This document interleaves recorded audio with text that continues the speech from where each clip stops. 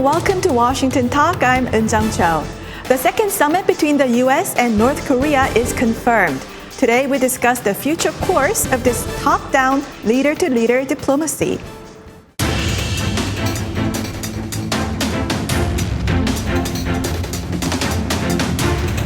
Just a little bit ago, the president had about an hour-and-a-half long meeting. It was productive, and they're going to continue those conversations.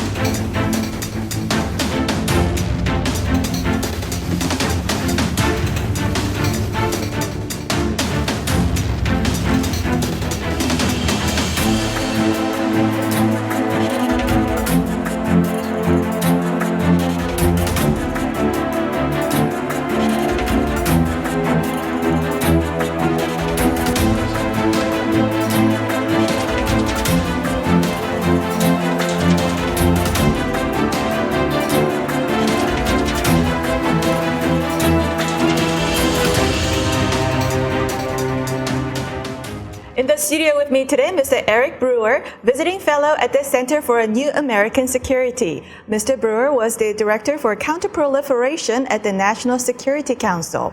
He played a lead role coordinating the Trump administration's maximum pressure policy on North Korea. Also joining me today, Mr. Frank Jannuzi, President of the Mansfield Foundation and former advisor to the Senate Foreign Relations Committee. Welcome to the program. Good morning. Now, North Korea's lead negotiator, Kim Young-chul, came to the United States. What's his mission?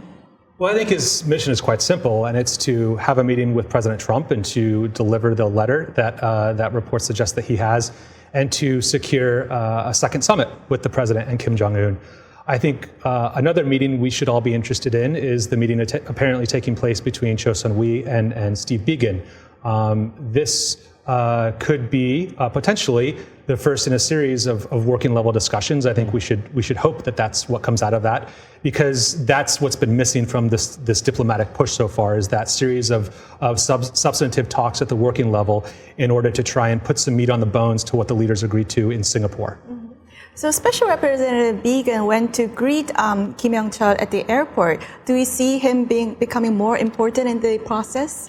Well, I think the president has signaled his confidence in Biegun. You may remember that over the Christmas break, the president tweeted out a photograph meeting with my Korea team. And there was a picture of Steve Biegun there in the Oval Office. So I think we're finally beginning to see Biegun put into a more operational role, both in terms of greeting this senior VIP visitor, but also now jetting off to Stockholm. And I think it's a very good thing, as was mentioned. I think we need to be seeing the working level talks. Otherwise, we're not going to be able to get meaningful progress through the summitry process. Mm-hmm. So in the lead up to the summit, for the U.S. side, what is the key objective?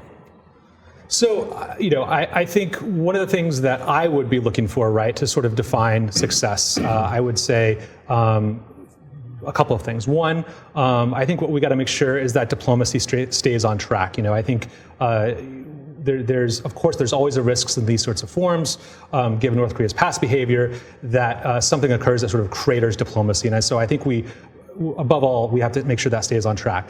I think the other thing we have to do as well is to get off of this sort of trajectory that we're on, that Frank alluded to a second ago, which is whereby we sort of, Kim pretends to give up his nuclear weapons and we pretend to believe him, right? I think we have to move beyond leaping from summit to summit and to as clear as we can be in whatever statement or declaration comes out of this next meeting, that from here on out, we need to kick it down to that more substantive level to have those discussions. And the next summit doesn't need to occur until there's something for those leaders to agree on. I think that is really more so than really making a lot of headway on denuclearization. I think we need to firm up that process that can actually get us there, rather than look for big leaps in either direction. Mm-hmm. So, Frank, do you think the U.S. side actually told Pyongyang that you need to have working level talks in order to have the next summit? Well, the sequencing of the steps here, the dance moves, is really important. And yet we know that there's still many details yet to be worked out. Otherwise, these working level talks that really only just kicking off between Biegun and his counterpart would have taken place weeks ago.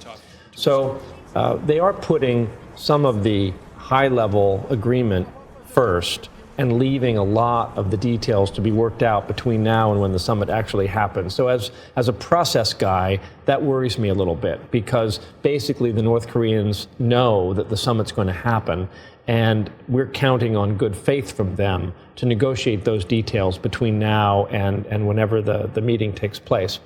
On the other hand, I strongly agree with this notion that keeping the diplomatic dance going is half the battle, and we want to avoid a breakdown. So this high-level meeting suggests that the North came with something substantive, and probably the U.S. also has prepared something substantive in return. Mm-hmm. So what do you think Kim Young-chul has brought to the United States? So I think he probably put some additional details on some of the offers that have already been floated, would be my guess, right? I mean, there's been plenty of things discussed so far, ranging from allowing observers into the nuclear missile test sites to shutting down Yongbyon, and he also might have provided some additional ways that North Korea could provide information on its nuclear facilities, making progress towards that declaration, or at least pathways by which those different things could be achieved. So I think there's lots of different options that he could have put on the table. But again, I would be cautious against the idea that he's putting something out there that is a major breakthrough or is a firm commitment with a lot of details towards denuclearization, because I just don't think that's likely quite yet. Mm-hmm. And Vice President Pence this week said he's still waiting for North Korea's concrete steps to denuclearization. What kind of concrete steps is the U.S. waiting for? Well, I think, what we saw over the last few weeks, the U.S. sending a signal through the relaxation of humanitarian aid provisions, trying to induce the North to move beyond what they've done so far. Because what they've done so far with the Pyongyang and other steps to sort of symbolically commit themselves to a process of denuclearization falls far short of what we're going to need to see. I think the specifics will have to be worked out, obviously, but we're looking at things like fissile material production. We're looking at objectives like halting the production of highly enriched uranium and plutonium at Yongbyon. Eventually, you're going to need the kind of inventory of all the nuclear facilities that was mentioned. But I think we will have to accept that process of getting clarity and the specific steps is going to take time. And it's not going to happen all at once either. There's a lot of experience in the U.S. government here at the table on the denuclearization process with Iran and the many phases that were required to try to begin to make progress on that very difficult challenge. North Korea is going to be even tougher. Mm-hmm. In terms of what we are looking for, are there signs that the United States is becoming more flexible on receiving the declaration list from North Korea?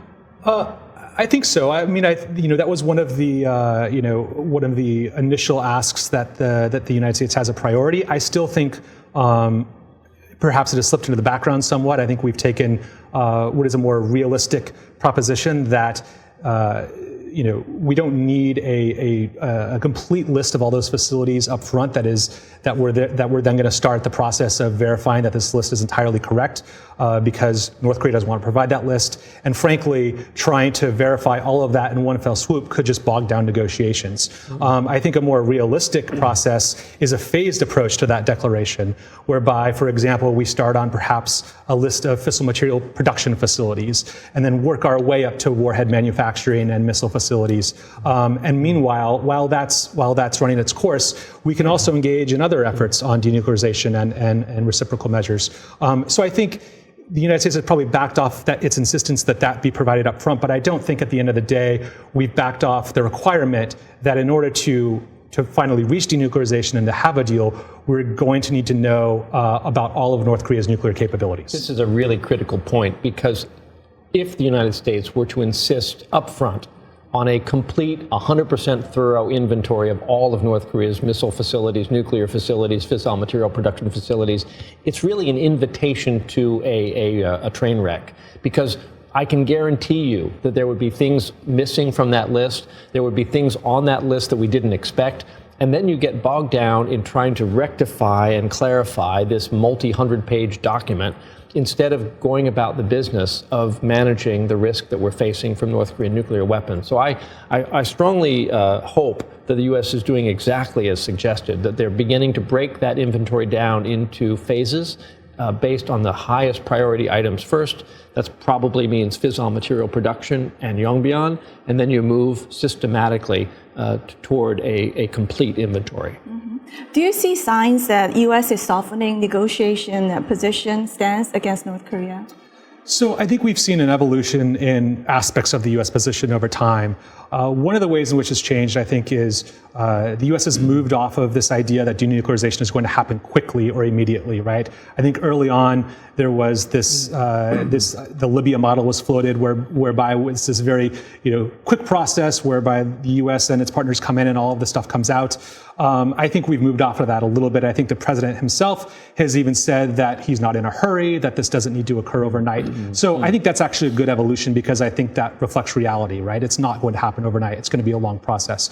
I think one of the other areas where we've seen a bit of a shift is, again, on this idea that sanctions relief will only come once denuclearization is achieved. There's been a couple of recent interviews where Secretary Pompeo has declined to reaffirm that policy. And again, with some of the recent relaxation in restrictions that had limited humanitarian aid and assistance, I think that position is evolving, which again, I think is a positive evolution because realistically, in order to make any headway on denuclearization, we are going to have to provide some sort of sanctions relief along the way that of course should be on par with the measures that North Korea takes, but it is not realistic to try and wait that out into the end. So these, I think, I see as positive evolutions in the U.S. negotiating position. Secretary Pompeo in recent interviews said that the objective of talking to North Korea is the security of the American people. And in South Korea, this is interpreted as U.S. will only discuss ICBM at the next round of talks. So is this the right way to interpret this? I think that's a misinterpretation. I think that it's natural that Secretary Pompeo would affirm for the American people that these talks are ultimately about American security. Otherwise, why are we there? We're not there only for the security of our ally. We're also there to make ourselves safer. But in doing that, we're not going to abandon South Korea's interests or Japanese interests, for that matter. Both of our treaty allies have unique priorities on the peninsula. In South Korea, the conventional forces balance matters. The peace and stability on the peninsula matters. For Japan, medium-range missiles, short-range missiles, conventional missiles, not just nuclear missiles, matter a lot, as do the abduction of Japanese citizens. So I think the United States will take all of those interests into account in negotiating with the North. But I think it's very natural that Secretary Pompeo would try to remind the American people that at the end of the day, this is not America doing a favor for an ally. This is America pursuing its own national security interests as well. And I think that's absolutely appropriate statement by the Secretary. And I think he's also trying to broaden the aperture of how we define success in these negotiations as well. Recognizing that denuclearization as the end goal is still a long ways out there. I think, the president, although he has talked a lot about the importance of North Korea not conducting missile tests and not conducting nuclear tests, I think by trying to redefine a little bit how we would define success in this process and focusing on reducing the threat to the American people leaves them open a little bit more to I think, again, ahead of the United States election, point to some more concrete measures that we've achieved as part of this process. So it's a part of political calculation as well. So what should be the minimum achievement from the second summit?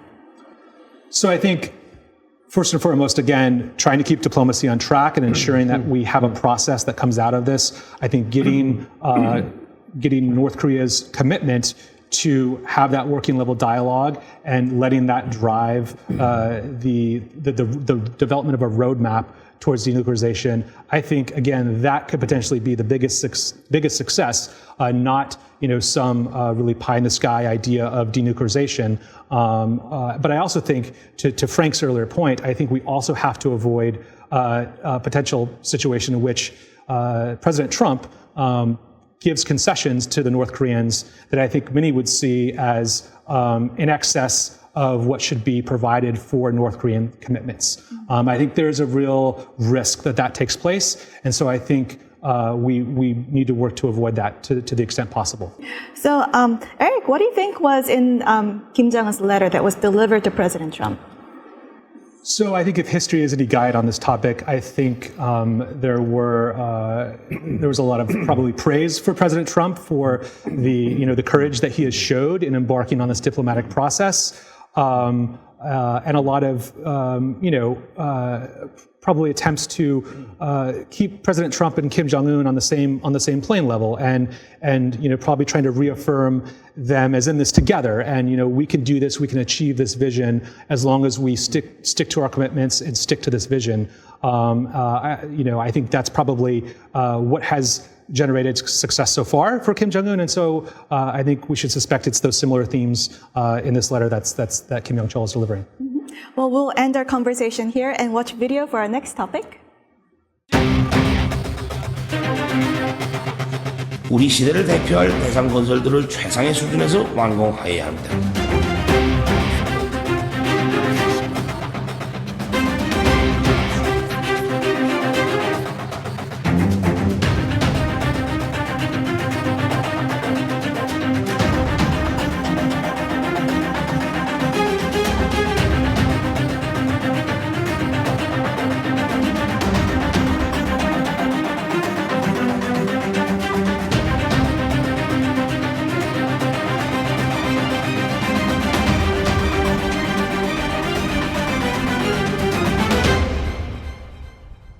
The completion of Chairman Kim's priority project, Wonsan-Galma Tourist Zone, has been pushed back due to international sanctions. North Korea's trade deficit with China last year also hit a record high.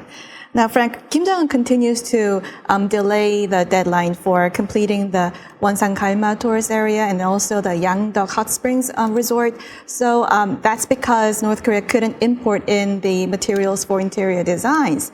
So do you think North Korea is currently having difficulty importing construction materials because of the international sanctions? Well, the evidence is really mixed. On the one hand, you see very stable rice prices in North Korea with very little fluctuation. And rice is sort of a good proxy for currency in North Korea because it's a common staple that is exchanged across the whole country. So we don't see evidence of distress in the North Korean economy. On the other hand, as you point out, certain key materials are clearly having a tougher time making their way into North Korea. You can still get luxury scotch on the shelves, and the Mercedes vehicles somehow find a way in. But we know from lots of evidence that North Korea is having a difficulty importing certain key goods. So how much of an impediment is this for Chairman Kim? He wants to deliver economic benefits for the people. It's a top priority for him.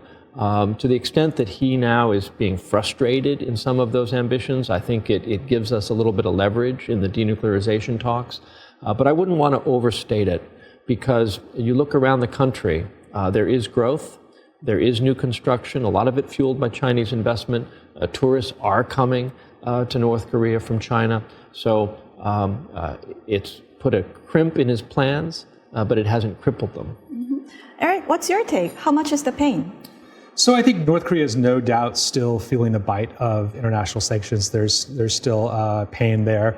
But I think it's less now than it was perhaps at the beginning of 2018.